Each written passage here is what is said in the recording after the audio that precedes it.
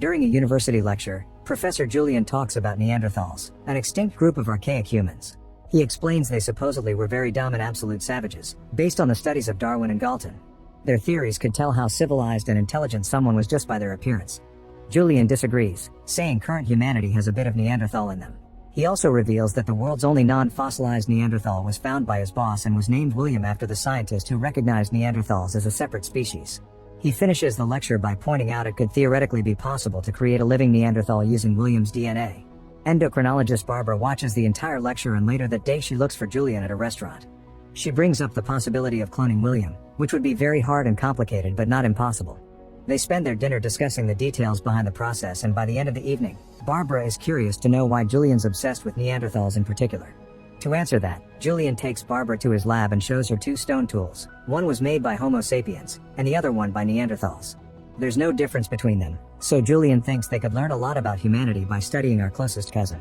That night Julian and Barbara fall in love.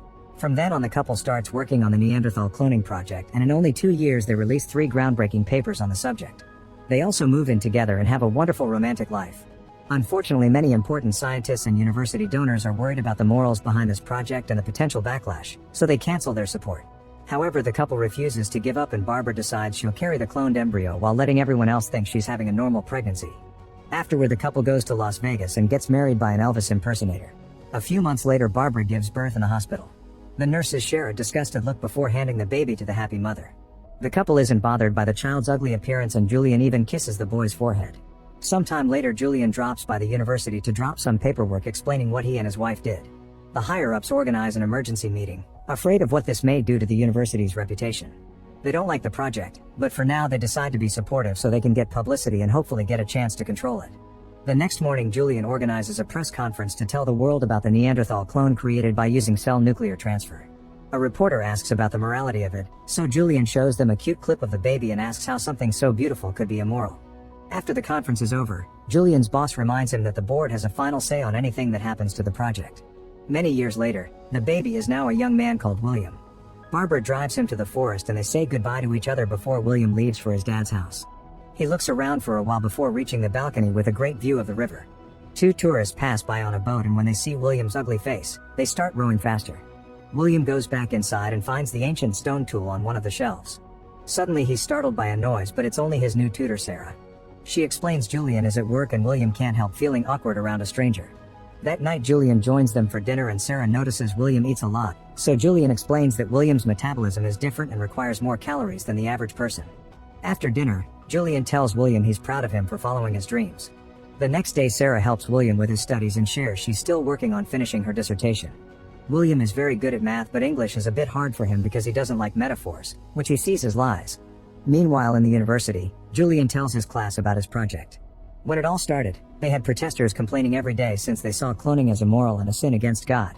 However, William grew up as a normal kid under the loving care of Julian and Barbara, so the protesters stopped showing up. The news stopped talking about him too, since they didn't have any interesting clickbait about savage cavemen. Theories say that Homo sapiens drove Neanderthals to extinction with superior intellect, but after years of studying his son, Julian doesn't agree with that theory anymore. William started to talk earlier than most children and developed faster. He also showed equal or even greater intelligence than his peers. One day William got sick and no medicine was working on him, but just being his mother helped him get better. It turns out his immune system is very robust and adapts fast, which promises incredible medical applications. After his class is over, Julian remembers the day he and Barbara broke up. William had been growing up inside a lab, but Barbara wanted him to be free and have a normal life. However, Julian kept seeing William as an experiment and reminded Barbara that he wasn't really her son. That comment really hurt Barbara, so she finally left Julian for good. Afterward, she got permission from the university board to leave with William. They moved to a new house and William was excited to have his own room. Barbara got a job at the clinic but would still do research part-time, and Julian would visit them often. The couple still worked together to find William a good school and had to call out the principal for saying the boy wasn't fully human. Thankfully, William had a great time at school and quickly made a best friend. Julian visited him as promised and they would play games outside, enjoying William's new freedom. In the present, William is using his break to exercise, which shows his great strength. Sarah calls him to continue studying and reads him a quote from The Great Gatsby, asking him to offer his interpretation. This ends up in an argument because William thinks nobody should get to decide what another person means except for that person themselves. Another flashback shows William riding his bike down the road when a bunch of older kids saw him. They called him Caveman to mock him and started chasing after him. At first it looked like William would get away, but he accidentally crashed his bike against the bridge and had to continue on foot. When the other boys tried to grab him, William pushed two of them to the ground and hurt the hand of the third. Later at the police station, the kid's mother kept saying William was dangerous and wanted him locked up, but the cop just kicked everyone out because he couldn't act on just some children having a fight. When they went home, Barbara told William to walk away whenever someone mocked him to avoid trouble. Then William searched his name on the internet and found all the articles about his birth, not to mention the protests. Reading about Neanderthals showed that everyone believed them to be savages. Eventually Barbara started dating a new man and Julian stopped staying for dinner during his visits. He also stopped running the routine tests on William and made his assistant do it instead, which made Barbara mad.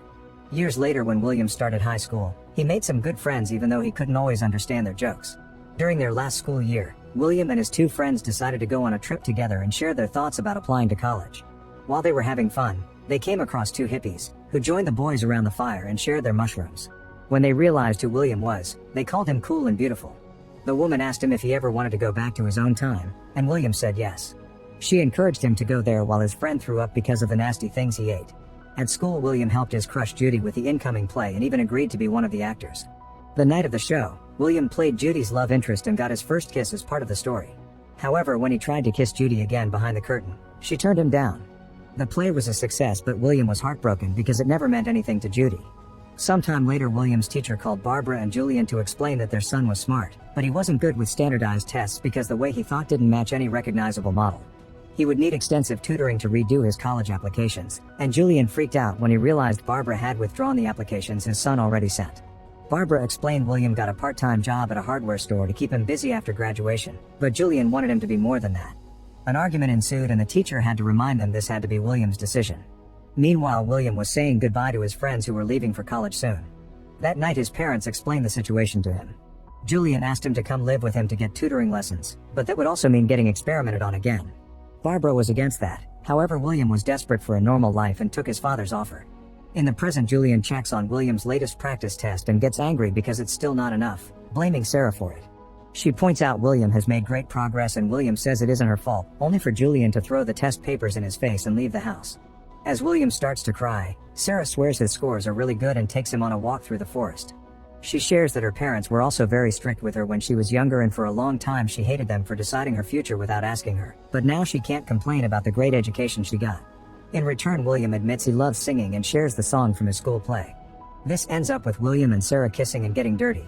They return to the house in the evening and Julian scolds them both for losing time instead of studying.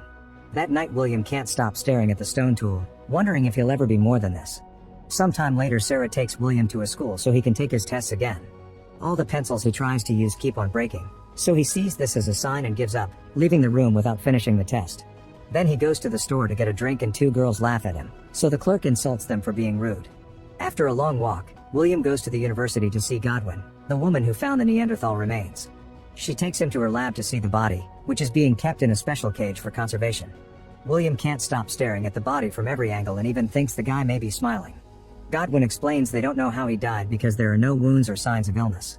As for theories, she thinks that Homo sapiens developed the ability to create and believe narratives, and those stories could bring groups together in large quantities. Those superior numbers forced the Neanderthals into a less advantageous habitat, which eventually caused them to extinct. When William asks about the stories, Godwin tells him it includes everything from religion to political hierarchy, but also family stories. All the things people would go to war and die for. William can't understand how believing lies made Homo sapiens intelligent and thinks superior numbers are the only reason why Neanderthals were driven to extinction. He announces he doesn't belong here, and neither does the man in the box. Godwin tries to convince him he has a place, but William just walks away. Meanwhile, Sarah is searching for William and can't find him anywhere, so she gets Barbara to help her. Moments later, William sneaks into Julian's lecture and interrupts it when his father keeps referring to his son's life as his work. William calls the experiment a failure and Julian corrects him, saying it's William who is a failure. A devastated William runs away and Julian goes after him to apologize, saying William provoked him by embarrassing him in front of the class. William responds that Julian embarrassed himself and that he isn't his father, causing an angry Julian to slap him for it. Once again, William tries to leave and when Julian tries to stop him, he accidentally drops the stone tool. Both men reach for it at the same time and William suddenly punches Julian to knock him out, as if defending his belonging. As soon as he realizes what he's done, William feels terrible. Soon students gathered around them, calling William a savage and taking pictures. William has no choice but to run away. Moments later, Barbara finds an unconscious Julian and calls Sarah to warn her that the police are looking for William.